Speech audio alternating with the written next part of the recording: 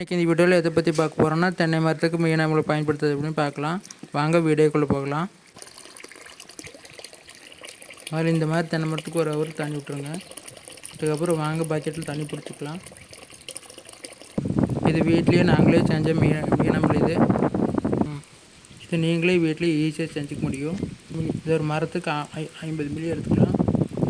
பக்கெட்டில் ஊற்றி நல்லா கலந்து விட்டுக்கலாம்.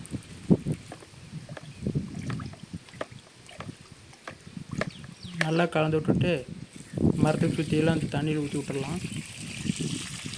ஊற்றிட்டிங்கன்னா மரம் எடுத்துக்கும்.